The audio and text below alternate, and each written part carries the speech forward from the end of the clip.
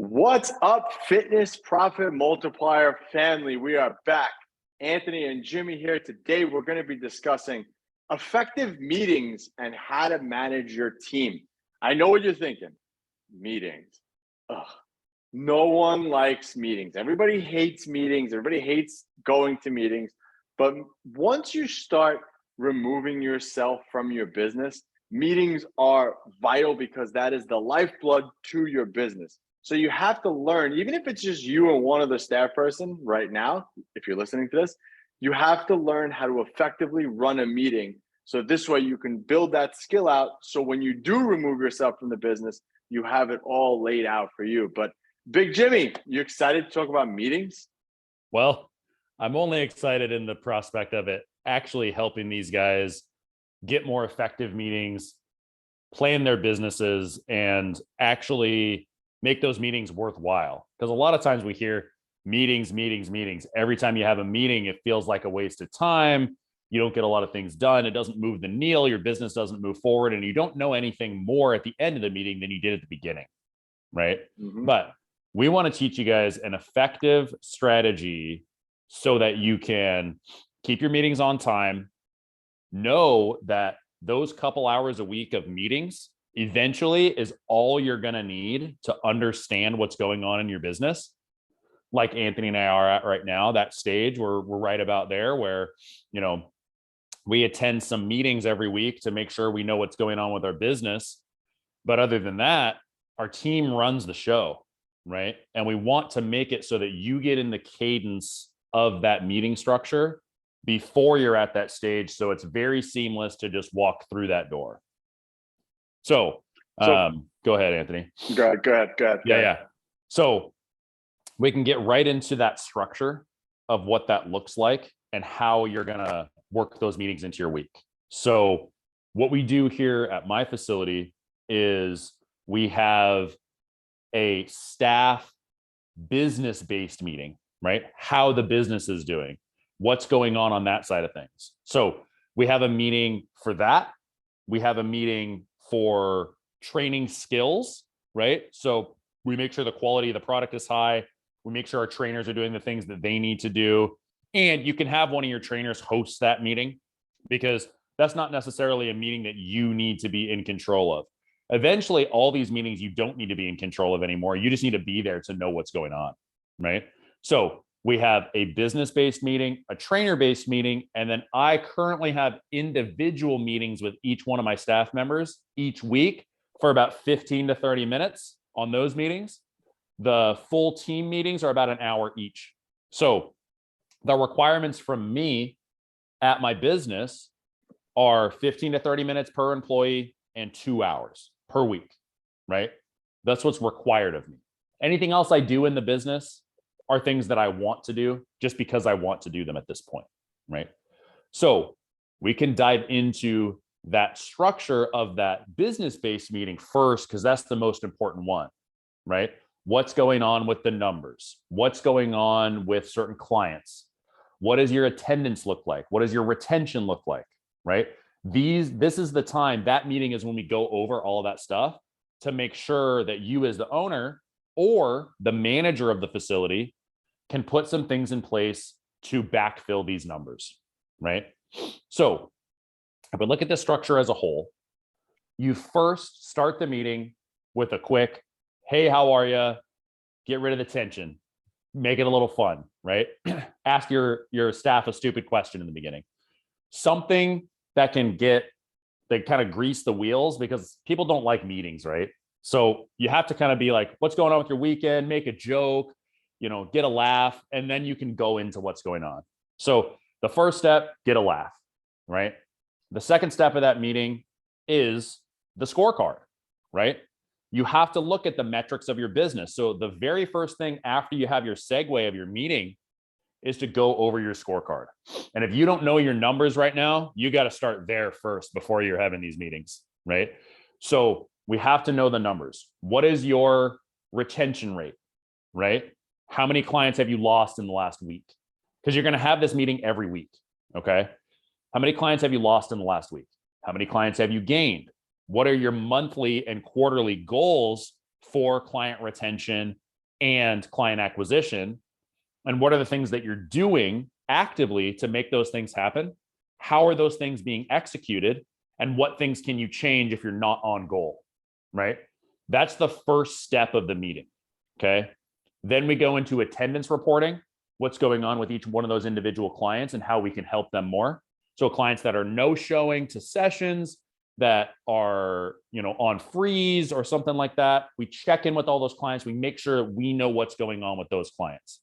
And we problem solve as to how to help them best, okay? Then we'll go over quarterly goals for project-based work that is delegated to each trainer or each position and where they are. Are they on track, off track? Are they going to meet deadlines, right? We go over those things, those specific projects, whether it's, adding a standard operating procedure tab to something that you offer in your business, or it's writing blog posts for your website, making posters for a specific promotion, whatever it may be. Those tasks need to have deadlines and be talked about in that, what we call a level 10 meeting. We actually get this meeting structure from Traction. Okay. So the book Traction, Gino Wickman, is something to look into and look at their meeting structure, because that's how we get it. And it's done wonders for us. Okay. But we want to go over it with you guys now. I actually think that the book Traction is terrible, but the outlines that it tells you to do are really good. The book itself is not good, but if you take away like the level 10 meeting is really good, the structure of setting up your business is really good. That's probably the two biggest elements of that book that you need to take away. The book itself is just not that good. So I would definitely, if you get that book, kind of skim through it. And then you could probably even Google those things that we're talking about and get more out of the book than anything. Yeah. If you take nothing else from it, it's planning. It's the planning components, right? It's planning your 1 year, your 3 year, your 5 year, the visions for your business, and running these level 10 meetings, right? Because that's all I take from it too at this point, right? Yeah. Not to brag on anybody, but so as we look at this, we're going through our structure, okay? Then we have our client issues, right? Any issues that came up in session, how do we solve them? What's going on? What's the input on those issues? That's the next step. Then we have employee issues. This is the opportunity for your employees to take any beef they have with each other around somebody not picking up the slack on something, or the bathroom not being clean, or whatever it may be, and they can grill up that beef and eat it right in that meeting, okay? They can get rid of it. It's also an opportunity for you to bring up the quality of your service and talk to you, or your manager can talk to your staff about some quality issues that you're seeing that you want to fix, right? Or some things that you see, because everybody needs to be reminded to get back in the flow of things. People fall off here and there.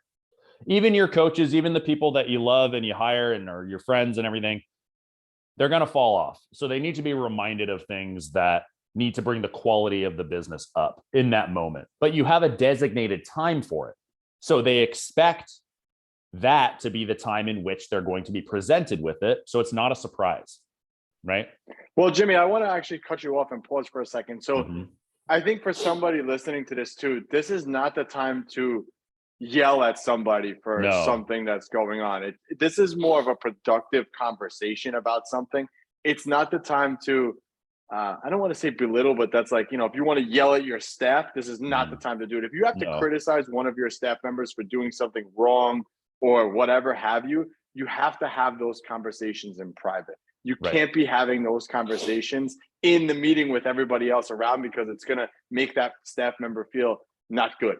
So you don't want to do that. You don't want to have a disgruntled staff member. So don't take that time to, hey, Mary, you should have done this. You didn't do that. Like, don't do that. That's not good. That's not what he's talking about. And that's why you have the individual meetings with each staff member, right? That's what that time is for. So you can correct a behavior before it starts to get off the rails. Because if you're just having once a quarter reviews with your staff, and that's the only time you talk to them about their performance, then you're going to wait 3 months before you fix something. That's why you have these one-on-one meetings with your staff every week. So you have that designated time. If something needs to be private and you need to address something, you can. But if you notice something in the gym where a quality issue is going down and it's across the board, or there's some lapse in some process that's not being executed properly or needs to be adjusted, you can talk about those things in a full level 10 meeting because all your staff needs to be abreast of that stuff and you're not calling somebody out individually. Right. But no, it's not like in the middle of that meeting, you go, hey, Jerry, you were on your phone for the third time this week and I'm sick of it. It's not, you're not saying that. You're not saying that.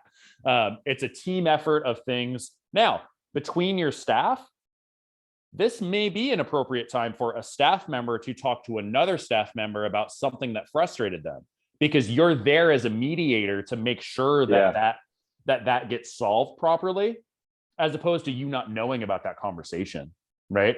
So either you or your manager, it's one of these things where, Anthony and I are kind of in this point where we're starting to transition those meetings into our manager's responsibilities. So it's a little bit different, but as the owner, it's going to be one of your roles in the beginning. You're selling, you're marketing, you're running these meetings, right?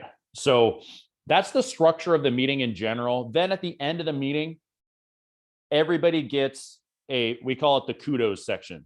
Everybody gets some kudos. You go around the room and one of your staff members will give another staff member like a gold star for observing one of the core tenets of your business. And we can talk about the core tenets and building that out on a different episode, but you have these core tenets that your whole staff should live by and know within your space. And then they come up with an example of another staff member's ability to abide by those tenets and give them props for it before you end the meeting. And then your whole team goes around and rates the effectiveness of the meeting. Okay.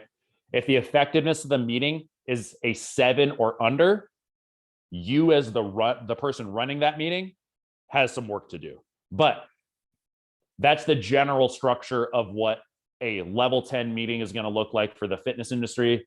This is your big business meeting on the front end of the week, just so you know your numbers and know what to expect and what you're doing for the rest of that week to make sure that we get right on the right path. Yeah, and that was a great point. You kind of took the words right out of my mouth. The level 10 meeting has to be set. And guys, remember, there's no tried and true rules. Just because Traction says you have to follow this structure doesn't necessarily mean you have to follow it to the T. So I do a level 10 meeting as well, just very similar to Jimmy. I do it in a totally a little different way, but that has worked for me and it has kind of evolved over time. So the whole thing where we kind of go around, I took that out because that was just really cheesy. And for us, it just wasn't something that I wanted to do. So we do something different. We talk about the client wins, and we do that initially. So this way everyone kind of gets hyped up to know okay, this is why we're doing this. What happened this week? What's going on this week? So we do all that kind of stuff. But it's very similar to the outline is very similar to what Jimmy does, because again, it is a level 10 meeting.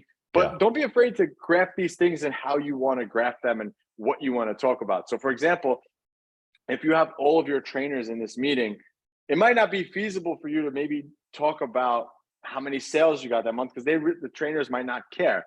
Well, they might, depending on their involvement with it. So you have to kind of gauge it based on your staff, what you have going on in those meetings. So for me, I do a very, very similar structure. So Jimmy mentioned he does a level 10 meeting, which is that full staff meeting. Then he does his trainer meeting, which I'm going to talk about next. And then he does individual meetings. So I actually don't do individual meetings. I used to, and I just found them to be not productive for us and what we do. So if I have to talk to someone or whatever, I try to communicate with my staff on the regular. So if something pops up, I'll just get on the phone with them and I'll talk to them, but it's nothing structured. So you should always be obviously in communication with your staff. So the other thing that I do, because I have 2 facilities and I have 2 managers in charge of the 2 facilities, is I do a level 10 meeting with the whole staff. And then I do a meeting with just my managers to discuss what's going on with the numbers. And in that meeting, I really break down the numbers. Okay, this facility has this many sales this week and needs this. This facility has not sold enough supplements. So what are we going to do to improve that? So the 2 managers of the facility can go and execute on that. But again, every person's situation is a little bit different. So how many meetings you need are going to be dependent on you and your staff.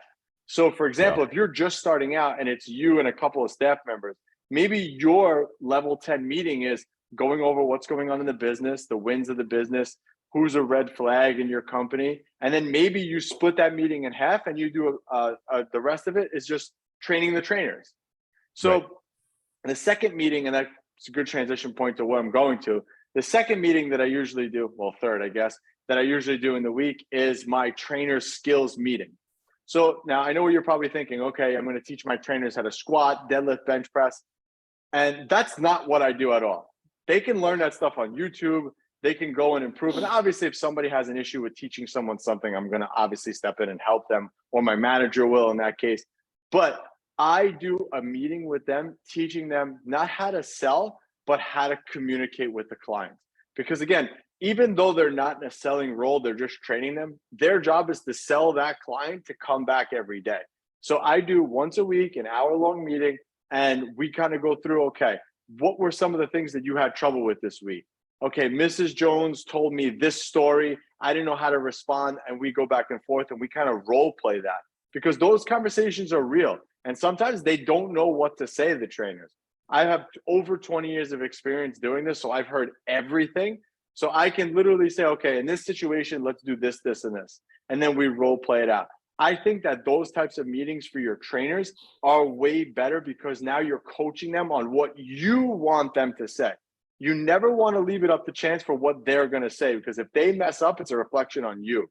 So if they insult Mrs. Jones for something unknowingly, then that's a reflection on you and your business. So that's the meeting that I do with my staff, and that's the way I run it. I have done like skills meetings, and where, like, you show them regressions of exercises and whatnot, but I probably do those about once a month.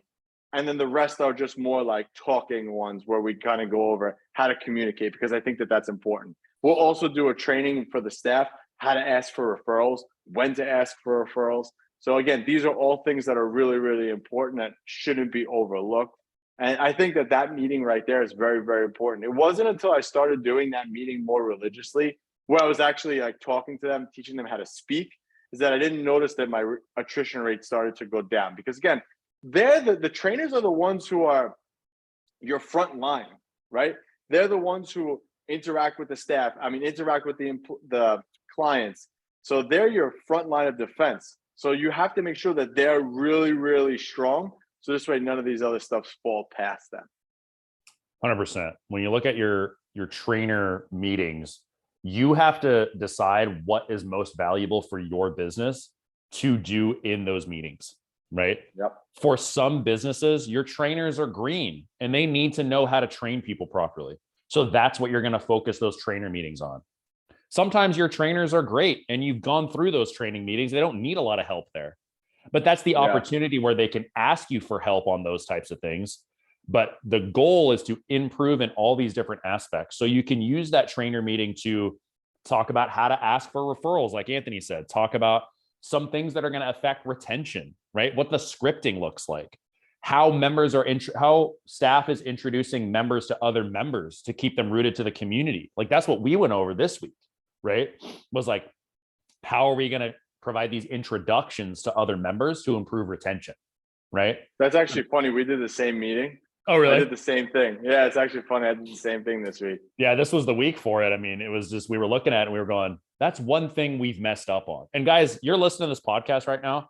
Like Anthony and I have figured out a lot of things over the years, but like we're always improving our businesses. And the meeting cadence helps us to stay on track with improving the business every single week, right?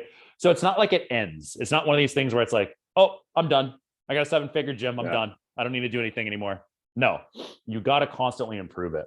Now, when Anthony talked about his individual meetings with his coaches, sometimes they're going to feel like they're not valuable, right? And if Anthony's in constant communication with his people as much as he needs to be, then that's great, right? And that works for his business. For us, we found that it works for us because it's dedicated time that is on the schedule with that employee, no matter if they need it or don't, right? So I'm available for them. If they tell me, hey, I'm good, everything's fine, then I'm like, all right, then I get back to doing whatever I was doing, right? It's a check-in for us. It's a structured check-in. Now, if you don't need structured check-ins for your staff, you don't have to have them. But we find that it's good to just keep us on a cadence of checking in. So you can either take or leave that. It all depends on how your communication is, what's going on, and what things look like. So what I do in place of that, I forgot to mention this. What I do in place of that is we do a daily huddle. Every day we do a daily huddle. Oh yeah, we don't do that. What went right? Yeah, we do that every day, and we do it via text, so we kind of know what's going on. Like what what's a red flag? What else do we ask? There's 3 questions. Oh my God, I don't remember because I just copy and paste it every day. So I don't remember what the question is. But, what went right today? Was any money dropped? And I think those are the 2. There's one more question. Why am I drawing a blank on what it is? Yeah. But anyway, I basically do it as a text cadence every day. So every day at noon, I send it out, and everybody responds with what happened with them, what went well, what didn't go well. That's what it is. What went well, what didn't go well, and was their money dropped? Those are our 3 questions that are really important that I want to know every day of what goes on. So if something is kind of a red flag from there, then I'll just the cool thing is I have a group text with all the trainers in there. So if somebody puts something bad, Mrs. Jones didn't come in today, my manager sees that and says, okay, I'm going to text her now. So it's the whole staff coming together to kind of fix any issue that comes up. Sometimes a trainer will come in there and say, hey, I don't know how to handle this with this person, and somebody else will answer it. So it's good for the business. I think that's actually, for us, actually better than an individual meeting. And I think it brings this team together too, because they're able to help each other solve some issues too. But if you definitely, right? And there's different ways to slice this whole thing. It's about communicating with your team, right? Yeah. And if you need individual correction of an individual staff member, schedule that meeting with them privately to talk to them about it before their quarterly review. Do not wait, right? You need to nip that stuff in the bud and make sure that your business is running smoothly. So set those up, set those meetings, at least have your business-based meeting that can be with your managers or your whole staff. It totally depends on the way you want to slice it, where you talk about numbers, retention, all these kinds of things. You're level 10 once a week, and you have a skills meeting once a week. Each of those should be about an hour, and they need to be time blocked. Boom, boom, boom, boom, boom. Do not go over the hour. You have other things you need to be doing. Should not take you longer than an hour. And look at the clock. And once you're done with the one thing, you move on to the next. We can always dive deeper into the level 10, but I think we beat that one up pretty good in terms of the way you want to set up your week. So if you guys have more questions on how to set up your meetings for effective gym ownership and scaling growth and profit, you can always click our website and jump on our calendar for a quick 15-minute call with one of us. All right, guys, Anthony and Jimmy, we'll catch you guys on the next one.